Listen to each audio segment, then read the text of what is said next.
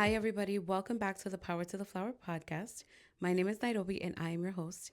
And this episode is episode 3 of season 3. So, thank you so much for joining me as we talk about moratoriums in the cannabis industry. We're not just going to be talking about any moratoriums, we're going to be talking about licensing moratoriums, what the word actually means, and how it's applied universally versus in one particular issue area, like licenses.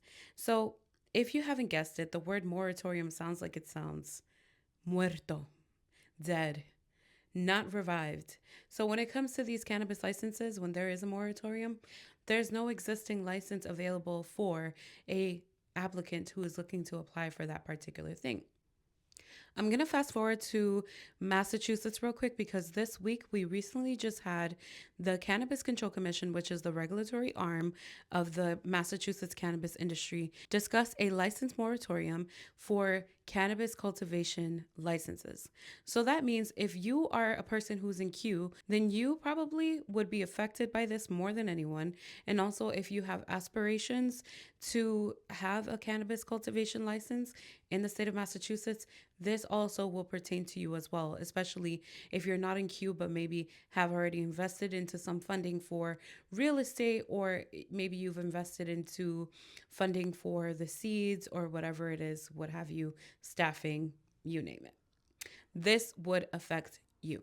I'm going to give you a quick definition of what the word moratorium means and why exactly this word is even used in the first place. Moratorium just means to stop or put a pause or a delay on something.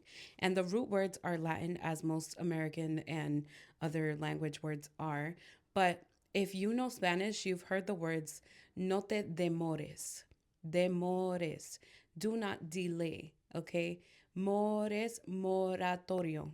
A moratorium is to put a delay onto something or to put a pause onto it. So just wanted to give you a quick little, like, my language, blah, blah, blah. The linguistic side of things because it matters, okay? In this case, they're putting a pause on these licenses in Massachusetts for cultivation.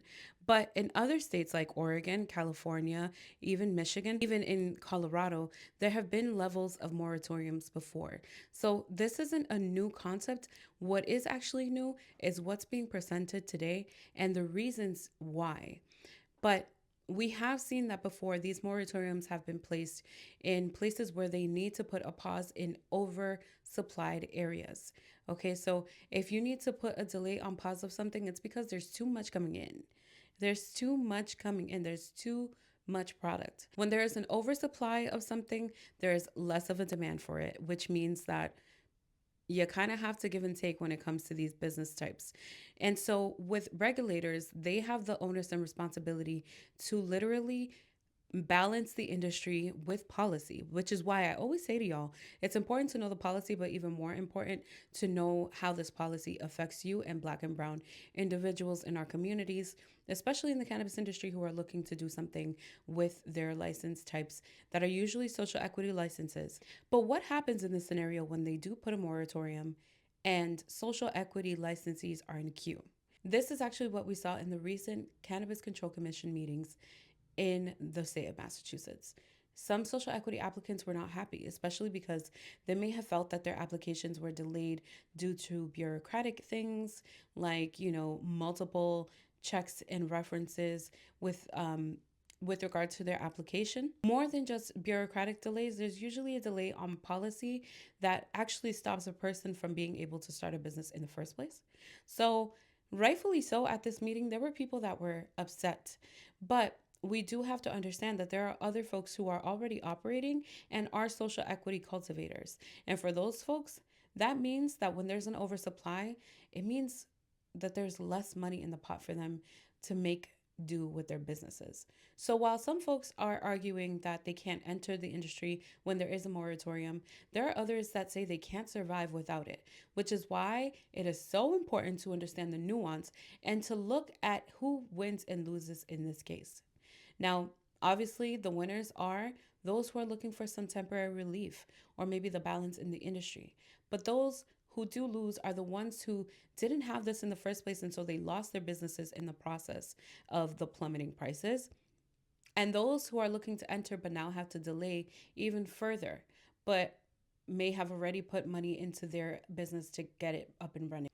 In Oregon, for example, there was a bill that was signed, and that bill was House Bill 4016 back in 2022, which basically put a moratorium on all license types except for labs, which obviously it seemed like they needed more labs to be able to balance the market. This moratorium actually stopped businesses that were in queue. They didn't give any new licenses out, and that was all the way till 2024.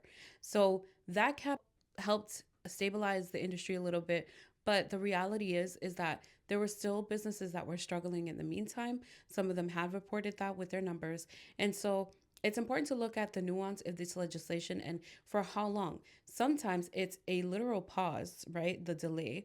But then for other things, it's actually a permanent pause until further notice, at least. But just like with everything, there's always a loophole, baby. I gotta break it to you. So while this was happening in Oregon, when they put a pause on new licenses, this didn't mean that there wasn't a potential for a licensee that was in queue to purchase a cannabis business and do a change of ownership. So that is one way that folks were able to buy a business that was probably failing or whatever, and then being able to come and take over that business and still being new to the industry. But it meant that all other licenses, because there was too much of an oversupply for both cultivation, just like retail, this was actually one of those things that stopped newcomers into the industry. So it's interesting to see that because change of license ownership was one thing that was able to happen, and obviously the selling of a business as well.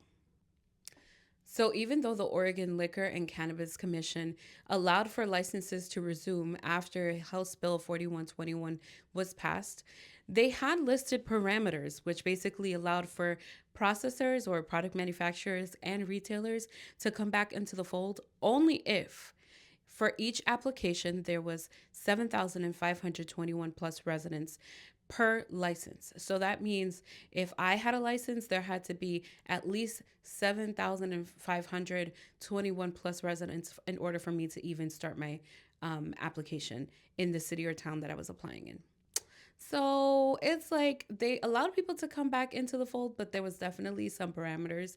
And even larger was that number for cultivators as well. So I just want y'all to know that when moratoriums do end, there still might be stipulations that are providing more additional barriers for people to actually operate. And though some people say that this is due to oversupply, for others, it may just be that they're trying to control the cannabis business per capita. But here's the thing with business, you got to know how to play it smart. So it's not all bad. For those who actually hold licenses when there is a moratorium, it actually adds more value to your business because later on, when you want to sell it to someone who's interested in getting into the industry, you have all the more reason and more leverage to be able to state why it's valuable. So, that being said, from my operators, know what you're going to do when you decide it is time for you to exit. Most businesses ought to have an exit plan. Unless it is a business that aims to build generational wealth, I see no reason why you shouldn't have an exit plan. And the reason why I say this, child, is not because I want y'all to sell your businesses. No, no, no. But I want you all to understand that there's ability and opportunity to be able to sell that to someone who is also looking to get into the industry when you are looking to get out. So while you still have your dollars and you're still able to, for social equity businesses where, states only allow for you to be able to sell your business to another social equity applicant or a major social equity owner, this is an opportunity for you to pass down your business to another social equity person and then just kind of like keep the flow going. But it's also a formulaic way for the regulatory arms to understand how many businesses are out there and just to kind of keep track more on what is actually going on and have a historical longevity with a particular business despite and even if there is a change in ownership. So, like I said, y'all, business is also just how you play chess. It's how you move and it's how you understand what your next step is. So if you're looking to sell your business later down the line, this actually may be good for you. But also for those who are looking to get involved, find those who might be willing to, in the meantime, at least talk about what their exit plan is in the next 5 years. So that way, in the meantime, you can rack up, save your money, and then keep some of that money when you know you're ready to go ahead and purchase. Okay? This is not formal business advice, but I'm just saying, if I were you, child, that's what I'd be doing. Just saying.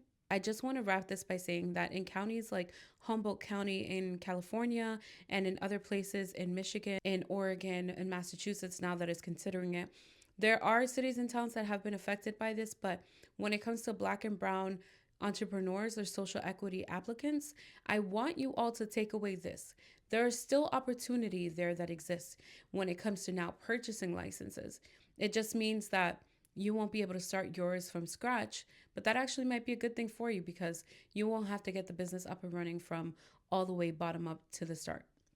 And for regulators, if you are tuning in, there is an onus on you when it comes to knowing who exactly you are affecting with regards to your regulation. Same thing goes for the legislators as you're making policy. And for those advocates, continue to hear the voices that are on the ground and that aren't always included in the conversation. Because some people may not actually speak up on it because they're not as vocal as most advocates, but they do exist and they are around. You just got to look for them and make sure that you could find them in the right places, such as areas and towns where people would want to operate there, but they can't because of maybe a citywide moratorium. That means that that city or town is a no or no city, or a no cannabis city or town is what we often call them. So, if you took away anything, I hope you took away that it's important to understand the policy and who is affected by this so that we can mitigate the outcomes and not worsen this for folks who would see this as a loss, but rather find ways to see it as a gain. All right, y'all. So that's it for this episode, Power to the Flower podcast, episode 3. And this one was on moratoriums. Okay. So go ahead and share this with someone that you know who might be interested in this and actually is curious about what is going on with their license if they're in queue, or if this will affect them anywhere where they're looking to purchase a license themselves, and understanding the value of purchasing a license versus starting a license themselves from scratch. Thank you for tuning in, and I'll see you next week, next Thursday. And episodes will be posted and uploaded on Fridays on YouTube. Bye.